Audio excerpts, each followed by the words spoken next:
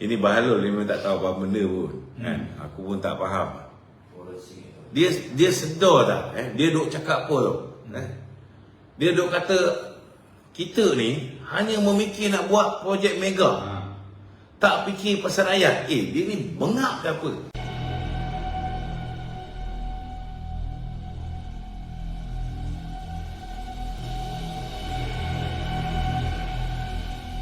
ECRL tu, kalau ECRL, pembangunan ECRL itu terlaksana, ianya akan memberi impak peningkatan KDNK negara, ni pertumbuhan ekonomi negara, sebanyak 1.5%. Itu unjuran yang dibuat oleh Kementerian Kewangan ketika tu. Hari ni kenapa bandar-bandar di pantai barat ni, contohnya Ipoh, Georgetown, Johor Bahru, Alor, Seremban, semua berkembang besar berbanding dengan pantai timur punya bandar-bandar. Sebab mereka ada highway utara selatan.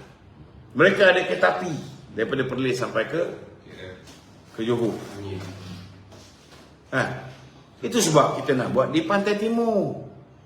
Kau tengok, kau tak kesian kau orang Kelantan nak balik Kelantan 8 jam. Hari raya boleh sampai 16 jam. Kau tak kesian? Kalau misalnya BN tak jatuh, hari ni 4 jam dah sampai Kelantan. Siap dah tu Ini Anwar Ibrahim ni, apa dia buat bila Pakatan Harapan membatalkan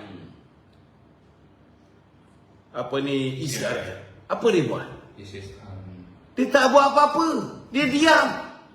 Dia membodohkan diri dia sebab dia mengharapkan dia akan jadi Perdana Menteri. Bila tiba-tiba dia orang sedar, dia orang buat kesilapan, dia orang luluskan pula. Pas buat balik. Ada Anwar Ibrahim bantah. Kenapa ketika itu dia tak kata, kerajaan Pakatan Harapan hanya memikirkan tentang projek mega. Tak ada pun dia cakap. Tapi keputusan Pakatan Harapan untuk sambung meneruskan ECRL sudah buat belum? Dah buat. Kan dia dah hidupkan balik. Betul tak? Ada dia bantah? Tak ada bantah. Jadi apa dia nak cakap ni? Sama juga high speed rail. Dia bantah. High speed rail ni bukan kalau ECRL dia akan menyebabkan bandar-bandar semua di pantai timur ni akan hidup.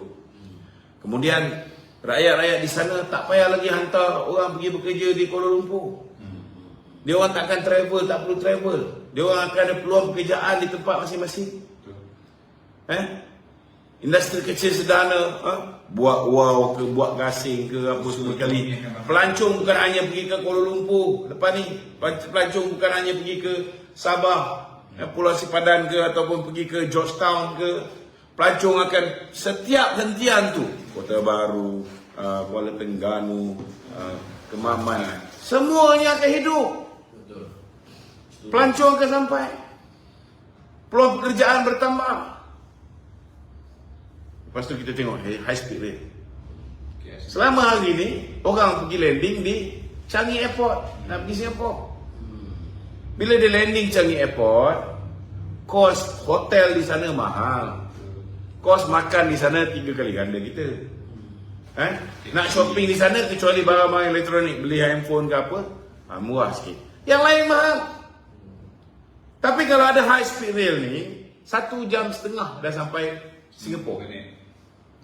Orang dah tak landing Changi Airport. Orang yang sekarang ni turis banyak dekat Singapore. Sebab apa turis banyak di Singapore? Sebab Singapore ni antara destination perdagangan yang terpenting di dunia. Dari segi jumlah kontainer ada nombor 2, nombor 3. Paling banyak kontainer di pelabuhan di Singapura. So orang pergi sana berdagang. Businessman, otak dia hanya fikir macam mana nak kurangkan kos perniagaan dia, nak maksimumkan profit dia. So mana lebih bijak? Landing kat Changi, tidur kat Singapore, makan di Singapore, beli barang-barang nak bawa balik sebini untuk anak-anak pun beli kat Singapore, atau landing di KLIA, tidur di Kuala Lumpur, makan di Kuala Lumpur, Jalan Alor macam-macam ada, Coket Bukit Bintang, Petaling Street macam-macam ada. Besok pagi-pagi naik train, pukul 8 pagi naik train, 9.30 dah sampai pukul 10 meeting, petang pukul 5 boleh balik. Nak beli telefon, beli kat Singapura. Nak membeli belah, Malaysia pada ketika tu merupakan destinasi nombor 4, pusat membeli belah nombor 4 paling popular di dunia. We are more popular compared to Paris pada ketika tu. Tapi pasal bahalul Pakatan Harapan ni menjadi kerajaan, apa jadi? Dibatalnya high speed rail. Bila batal high speed rail, peluang yang patut anak tempatan dapat. Apa peluang dia? Bila kau nak kena cater lebih ramai pelancong, pedagang-pedagang yang landing di Kuala Lumpur, maka akan perlu hotel lebih. Bila perlu hotel lebih, tanah orang kita akan dapat dijual, kontraktor kita akan dapat projek untuk banner hotel-hotel ni. Kemudian bila hotel banyak, tetamu pun banyak, kita punya restoran-restoran, pusat-pusat kerap tangan dan sebagainya tumbuh macam cendawan. Maka kita punya shopping kompleks pun, bila ramai orang nak kena beli souvenir bawa balik ke kampung halaman mereka, kita punya peluang pekerjaan meningkat, bukan hanya dalam sektor industri kecil, bukan hanya sektor hotel, begitu juga dengan sektor pelancongan, kerap tangan, begitu juga dengan pusat membeli belah, sales girls, sales woman diperlukan. Hotel dah siap, perabot-perabot, kilam semua laku. Ini akan menjana pendapatan untuk negara dan pendapatan untuk rakyat. Bahalul ni semua tak pernah fikir benda ni. Itu sebab Anwar tak bantah bila ianya dibatalkan. Bila Mahathir nak teruskan balik, dia pun tak bantah. Sekarang dia salahkan kita pula sebab buat projek mega. Itu kalau kadang-kadang aku punya geram ni kan. Betul lah kita kena jaga rakyat kita. Tapi haram jadah macam ni semua sekali, aku nak je bagi. Kan? Sebab bodoh sangat. Tak boleh fikir ke? Berapa banyak kita dah rugi. Kita bayar pula pampasan pada Singapura.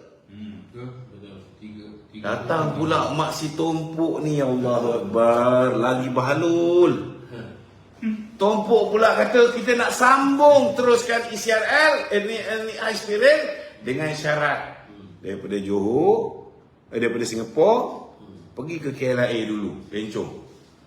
Sampai KLIA, kan, dulu kawan dia YTL buat apa yang dipanggil ERL. Mula-mula high speed rail, lepas tu slow speed rail. Boleh tak jadi 1.5 jam sampai Singapura? Last sekali Singapura tak setuju. Dah abandon balik. Itu sebab aku tak nak salahkan dia orang ni. Tak salah dia orang ni sebab dia orang ni bodoh, tak salah. Tapi salah kalau pengundi dulu tak tahu dia orang ni bodoh. Kan? Tapi pengundi dah silap buat keputusan bodoh, dah dapat tengok 22 bulan Pakatan Harapan memerintah, dah dapat tengok Muhyiddin perintah Perikatan Nasional, lagi 17-18 bulan. Lepas ni kalau undi balik yang bahalul-bahalul ni menjadi kerajaan, itu korang punya funeral. Jangan salahkan kita. Betul tak? Kita dah bagi pencerahan setiap hari. Kalau saya jadi Perdana Menteri, saya akan kembali bersama parti. Saya akan kembali bersama dengan Presiden parti. Saya akan kembali bersama dengan mantan Presiden parti, timbalan Presiden parti, kan? Saya akan batalkan arahan untuk menyiasat timbalan Presiden parti hari ini. Ketua Perangan Sigopi, Ketua Perangan Sayap Bersekutu Parti Bersatu buat laporan polis pasal Tok Mat kata UMNO ketika tu menggendong kawadi. Ada kawadi di atas bahu UMNO. Maksud dia ada beban. Kavadi itu ialah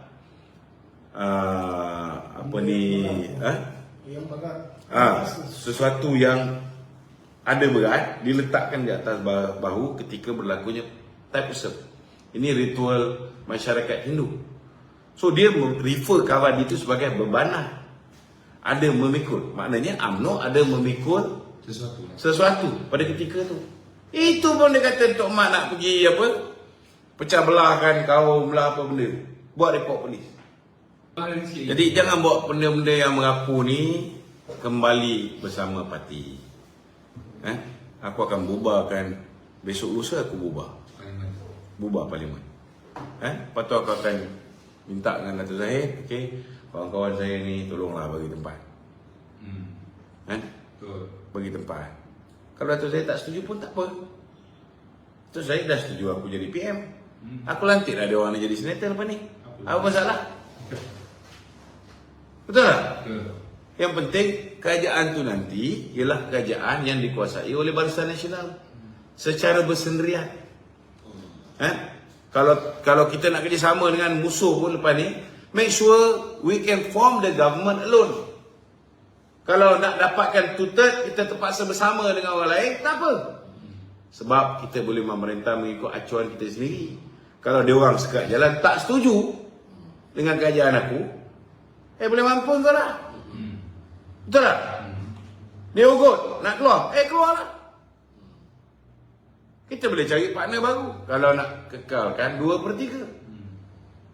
Tapi kalau kita memerintah mengikut acuan kita sendiri, kita boleh perintah macam mana zaman kegemilangan Barisan Nasional 61 tahun. Kita boleh beri fokus tumpu jaga rakyat. Kita boleh ada pasukan yang betul-betul solid yang boleh mengembalikan keyakinan pelabur, boleh menyelesaikan keperitan hidup rakyat, boleh buat sesuatu macam mana kita boleh naikkan balik nilai ringgit supaya harga barang dapat kita kurangkan, kita boleh usahakan macam mana nak diversify our source of income. Bila pertumbuhan ekonomi, Anwar Ibrahim tak nampak benda ni. Bila pertumbuhan ekonomi meningkat 1.5% daripada ECRL, daripada high speed rail pun akan menyebabkan pertumbuhan ekonomi meningkat, pendapatan negara bertambah. Lebih banyak bantuan yang kita boleh berikan dalam bentuk subsidi, dalam bentuk bantuan awal persekolahan, dalam bentuk bantuan tunai. Kita boleh perkenalkan food stamp, kita boleh perkenalkan bantuan-bantuan yang sebelum ni kita bagi. Contohnya untuk penoreh getah, penanam padi, pesawah, pekebun kecil, nelayan, macam-macam. Orang yang belajar di sekolah, kita boleh fokus macam mana caranya nak pastikan kita boleh bergerak ke arah pendidikan yang percuma untuk sekolah kerajaan saja. Untuk yang swasta ni, dia orang kena bayar. Untuk pelajar daripada luar negara, kita letak tinggi sikit supaya boleh cover kos kita nak bagi percuma kepada rakyat Malaysia. Selama hari ni pun dah 80-90% apa yang pelajar universiti buat tu memang dah percuma pun. Kita cuma ikhtiar lagi 10-15% je untuk make sure yang belajar di dalam kolej universiti kerajaan ni betul-betul percuma. Boleh buat, bukan tak boleh, boleh buat. So menteri yang tak perform boleh buang tu boleh buat. Tetapi kita kena fikirkan dulu macam mana kita boleh diversify kita punya source of income. Bila kita dah tahu macam mana kita boleh pelbagaikan sumber pendapatan, kita calculate, katalah 10-15% yang kita tanggung selama hari ini untuk pendidikan, sekian bilion. Kita carilah jalan macam mana boleh dapat benda ni, boleh cover. Boleh cover. Bukan susah sangat. Tapi kena usaha lah. Kena usaha. Nak teruskan pembangunan, duit, income negara tak banyak. So cari jalan macam mana kita boleh bawa pembangunan ke dalam negara melalui syarikat daripada luar. Benda ni kena fikir. BN ada pakar-pakar ni semua. Setidak-tidak orang yang boleh evaluate setiap proposal yang dibawa pada mereka, dia orang boleh tahu. Berbanding dengan geng-geng Pakatan Harapan ni, kau bagi apa benda pun dia tak faham. Dia tanya satu je, yang tak persen tu ada? Yang tu je dia fikir. Bible tak Bible ni dia tak fikir benda tu. Itu sebab ramai kawan-kawan aku yang Chinese, dia orang frust. Memang kita tak nafikan dalam BN ada juga yang korup, salah guna kuasa dan sebagainya. Dia orang marah benda ni berlanjutan. Tapi Alhamdulillah, terima kasih pada Mahathir, terima kasih pada Muhyiddin. Sebab semua yang korup, semua dah dikutip masuk Bersatu. Jadi semua dah dibersihkan dah. Kan? Cuma tinggal yang bergudis je sikit-sikit. Yang baru tak boleh pergi luar negara, dah mula nak buat kerjasama dengan Mahathir. Kan? Baru kena panggil dengan SPRM, dah pusing pergi ke Muhyiddin. Yang ni belum kita bersihkan. Dia orang nak kita bersihkan betul? Boleh, tak ada masalah. Nak buat pemilihan? Boleh. Kita bersihkan. Jangan underestimate ahli ni. Kau ingat dengan jawatan yang kau ada, kau boleh menang pemilihan. Dengan duit yang kau ada, kau kumpul memang banyak. Aku tahu, bukan aku tak tahu. Kau kumpul banyak, memang kau orang ada duit. Tapi belum tentu dia orang ambil duit, dia orang akan undi kau. Jangan lupa tu. Jangan lupa. Kena ingat tu. Jadi, kalau aku jadi Perdana Menteri, aku akan kembali setia pada parti. Aku akan ikut kehendak parti. Aku akan arahkan ROS lulus. Korang jangan nak berapu-apu. Kalau aku tengok alasan-alasan bodoh yang dia orang bagi ni, alasan ini zaman ambil bodoh tu, kau boleh pakai kabur. Kalau sekarang Nur Jihan tulis masih guna alasan bodoh kabur ni, minta maaf, aku tak pakai. Aku tak pakai. Bagi lulus. Nampaklah aku ni jaga kepentingan parti. Nampak aku ni Perdana Menteri yang boleh diharap. Perwakilan nak pindahan perlembagaan. Aku boleh pastikan benda tu berlaku. Bukan salah guna kuasa. Bila dah cukup syarat, apa asal tak boleh?